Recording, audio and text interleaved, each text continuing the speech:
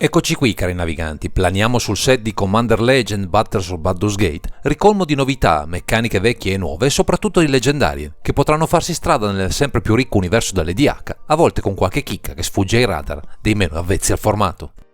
In questa occasione, dopo aver affrontato i misteri del clan Oscura e dei suoi colori esper, ci soffermiamo su un color pie, quello Mardu, che ultimamente si è distinto per scelte diverse dal solito, che provano a scardinare i concetti del passato, spaziando ad esempio su permanenti e temi solo in apparenza non in linea con questi colori.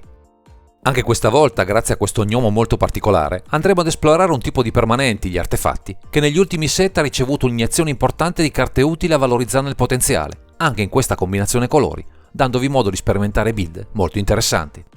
Questa volta vi parleremo di Jan Jansen Chaos Crafter.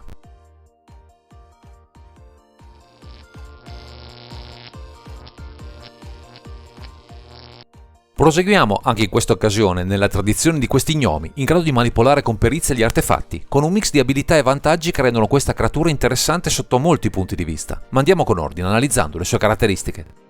Con 3 mana specifici, uno rosso, uno bianco e uno nero, abbiamo un artefice gnomo con forza 3 costituzione 3, rapidità e 2 abilità sinergiche con la produzione di artefatti. Nella prima abilità abbiamo tappa, sacrifica una creatura artefatto, crea 2 pedine tesoro. Mentre la seconda recita tappa, sacrifica un artefatto non creatura, crea 2 pedine creatura artefatto costrutto 1/1 in colori. Ci troviamo di fronte, almeno sulla carta, a un potente enabler per la sovrapproduzione di artefatti, combinando la prima abilità con la seconda, ma non avendo a disposizione blu, solitamente foriero di molti strumenti dedicati a questi permanenti, si potrebbe pensare di non avere modo per abusare di questo comandante. Se avrete modo di seguirci in questa disamina vi accorgerete che non è affatto così, anzi, con il passare del tempo e dei set si sono aggiunti a questo color pie un'innumerevole quantità di elementi vecchi e nuovi che possono concorrere a rendere questo artefice gnomo una vera bomba nella zona di comando. Si tratterà solo di scartabellare nei nostri raccoglitori in cerca di quelle carte che renderanno Jan Jansen Chaos Crafter un enabler capace, in poco tempo, di portarci alla vittoria, anche in un contesto multiplayer aggressivo e accorto.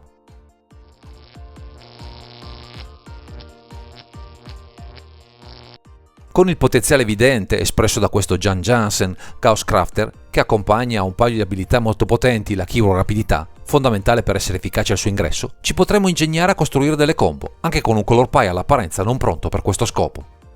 Basterà abbinare il generale ad un tap effect come Clock of Omens, trasformandolo in artefatto attraverso alcune carte specifiche, Liquid Metal Torque, Liquid Metal Codic o Asheron Transmogrant, e avremo a disposizione un loop infinito, in grado di farci chiudere dal nulla. Con il comandante e l'orologio in campo e qualcuno dei convertitori di creature in artefatti, avremo modo di sacrificare con la prima abilità un artefatto, meglio se diverso dai nostri modificatori, creando 2 costrutti, che tapperemo così da stappare lo gnomo grazie all'abilità di Clock of Omens. Con il secondo tap del generale, sacrificando un costrutto, porteremo 2 tesori, che tapperemo per un nuovo tap di Jan Jansen, per riattivare la giostra, sacrificando un tesoro di quelli appena tappati, per produrre 2 nuovi costrutti. A questo punto ci basterà un enabler come Mayhem Devil o Reckless Fireweaver per danni infiniti o qualcosa che dia rapidità ai nostri costrutti a portare a casa la partita in barba all'intero party.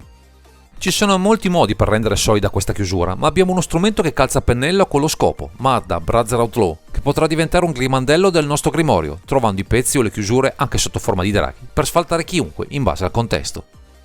Di certo un modo completamente nuovo di immaginare una build nei colori Mardu, ma è quello che ci offre questo Jan Jansen Chaos Crafter, un nuovo giocattolo con cui trastullarci se ci piacciono gli artefatti ma vogliamo costruire un archetipo non convenzionale.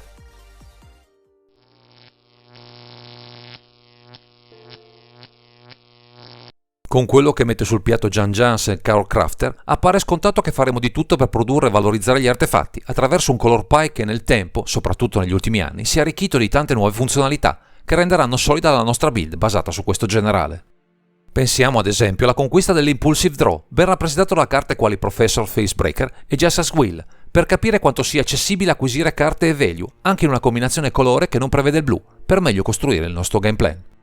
Altra innovazione, potenziata enormemente negli ultimi set, è la produzione di tesori, come con Reign of Riches e la miriade di nuove staple che ormai imperversano in tutti i colori, ma sono molto presenti nei colori Mardu, offrendo indubbi vantaggi anche solo per l'accesso al mana colorato. Di certo non ci mancheranno i tutori, fondamentali per un piano combo, avendo la fortuna di avere sia scelte generaliste come Demonic Tutor e Gamble, sia carte dedicate agli artefatti come Goblin Welder, Goblin Engineer, Kuldokar Forge Master e Oswald Field Embedder.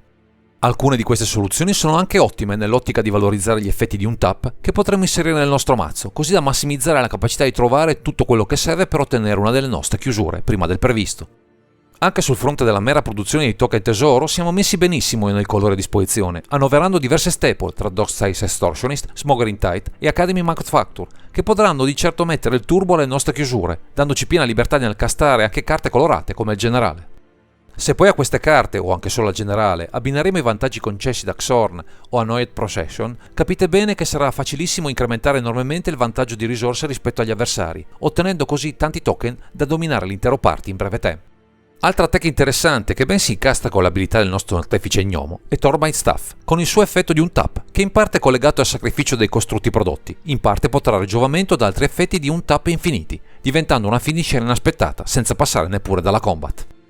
Il fatto di abusare degli artefatti, anche in questi colori, ci potrà dare accesso a soluzioni spesso innovative, come Lion's Hush, che però possono andare a risolvere problemi annosi come l'hate verso il cimitero, spesso ad appannaggio solo del verde, e ora accessibile e funzionale a un archetipo che ruota attorno al nostro generale. Infine, oltre alle chiusure promesse da Jan Jansen, ne potremo annoverare altre, o basate sul possesso di determinati artefatti, come con il Kite Tyrant o Revel Riches, oppure dalla loro produzione, come per Impact Tremors, e persino dalla morte, con Goblin Bombardment. Avremo una varietà nell'azione enorme, starà a noi ottimizzare, anche senza un pattern specifico, cosa inserire tra i 99 e non sarà mai un problema fare in modo che il nostro gameplay fili liscio fino al successo.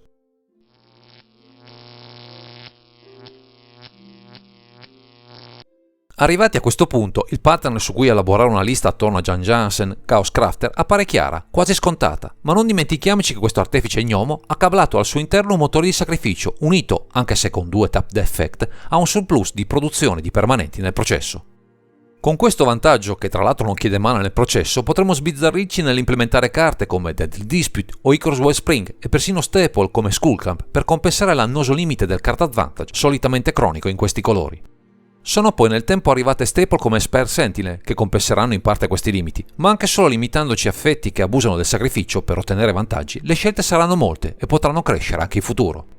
Immaginiamo, per avere più mana in campo o disponibili ai nostri scopi, di utilizzare solo in Simulacrum o Clan Clan Ironworks, e appare chiaro quanto possa essere efficace il generale, che ci offre sempre nuovi mezzi su cui contare per darci valore. Non ci mancheranno poi enable che convertiranno gli artefatti prodotti e sacrificati in danni diretti grazie a Onicult Avil, Disciple of the Vault e Marriott Master, con la capacità anche di colpire il board degli avversari per un controllo maggiore delle minacce peggiori. Sono anche aumentate le carte che convertono sacrifici in elementi di recursione, per un vantaggio virtuale molto importante, soprattutto verso un meta molto interattivo, con Ruthless Technomancer e Osgir the Reconstructor, in grado di raddrizzare situazioni anche difficili da sovvertire. Per lo stesso motivo non ci faremo mancare carte come Dareti, Scrap Savant, Mirror Retriever e Sevin Reclamation, per effetti di recursione che saranno vitali per renderci resilienti quanto basta per superare le mestizie che ci pioveranno sulla testa. Insomma, questo Jan Jansen Chaos Crafter non è soltanto un abile gnomo costruttore, ma un astuto stratega che saprà colpire l'intero party dal suo laboratorio fornito degli strumenti più potenti e insospettabili.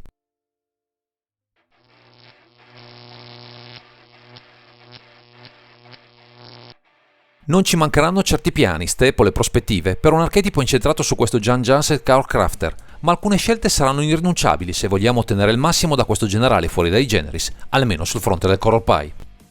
Visto che punteremo a popolare il board magari in fretta, con un turno esplosivo, una protezione come Teferis Protection sarà una scelta più che vincente se ci vogliamo assicurare di competere anche in tavoli particolarmente ostili. Se invece pensiamo a una protezione più duratura, soprattutto per gli artefatti chiave, Bronze Guardian è un'ottima alternativa, tra l'altro sinergica con alcune tech che estendono questo sottotipo a tutti i nostri permanenti, per una resilienza alle rimozioni diretta più che valida. Per sopperire alla scarsità di Ramp Effect ci viene in soccorso Archaeomancer Map, che ci dà modo non solo di avere più terra in mano, ma di giocarle il di più del normale, potendo così stare al passo di altri archetipi in colori più attrezzati su questo fronte. A sostegno del piano del generale potremmo schierare Daretti, Ingenious Iconoclast, che si propone come una carta tuttofare per popolare il board di pedine sacrificabili, ma anche come rimozione a permanenti scomodi, il che non guasta certo, visto il piano di gioco ipotizzato. Se vogliamo sfoderare un card draw anche imbarazzante nelle giuste condizioni, Lockshield Clockwork Scholar potrebbe risultare un'ottima scelta, a patto di rinunciare a una chiusura con delle combat, limite ampiamente superabile dalle combo offerte dal comandante.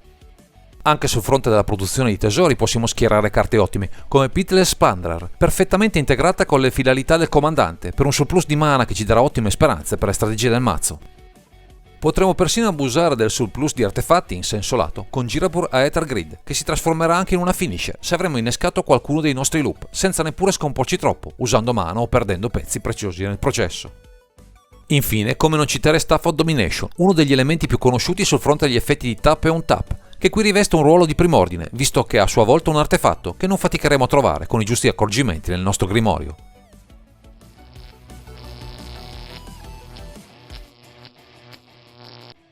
Passiamo ora ad analizzare i pro e contro di questo comandante, anche rispetto ai colori a disposizione e alle meccaniche possibili, così da valutare quanto possa essere efficiente un archetipo costruito su questo artefice gnomo. Con questo generale non ci mancheranno certo i modi per attuare una delle nostre combo, anche senza doversi obbligatoriamente appoggiare al blu, per un modo tutto nuovo di pensare e sfruttare a dovere i nostri preziosi artefatti. Questi permanenti ormai sono diventati, soprattutto con le ultime aggiunte, uno degli elementi cardine del formato, quindi non faticheremo a produrne o gestirne adeguatamente in quantità per vittorie anche inaspettate, con o senza il nostro comandante in campo. Infine abbiamo un modo tutto nuovo per sfruttare questo color pie, il che è sempre un bene, per chi vuole costruire una build diversa dal solito sfruttando anche carte che non troverebbero posto altrove. Con tutto il potenziale offerto, questo comandante rischia di diventare il bersaglio preferito dei vostri avversari, quindi sarà bene dotarvi delle giuste protezioni o di un piano alternativo per fare a meno di lui, se siamo di fronte a giocatori accorti che colgono al volo il potenziale di questo generale. Anche tutto quello che colpisce con costanza al board, soprattutto gli artefatti, ci vedrà in particolare sofferenza, ma questo dipenderà dagli avversari da affrontare, in particolare sul fronte dei colori, visto che alcuni rendono meglio di altri su questo fronte. Di certo avremo nella zona di comando una strategia prevedibile, che ci farà giocare un po' a carte scoperte, costringendoci a giocare guardinghi, se non vogliamo essere falciati da chi ci terrà d'occhio, vista la nostra potenziale esplosività.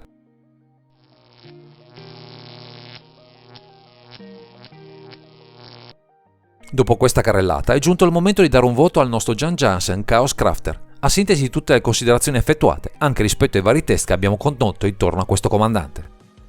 Soppesando tutto, ci sentiamo di dargli un 9, premiando l'innovazione, non tanto nelle meccaniche quanto nella combinazione tra artefatti e color pie a disposizione, anche se non siamo immuni dal late che potremmo tirare su di noi, una volta che il nostro party ci avrà preso le misure. Direi che questo è tutto per questo video, grazie per averci seguito e non dimenticate di commentare, condividere e sottoscrivere il canale per ritrovarci sempre qui su Underground Sea.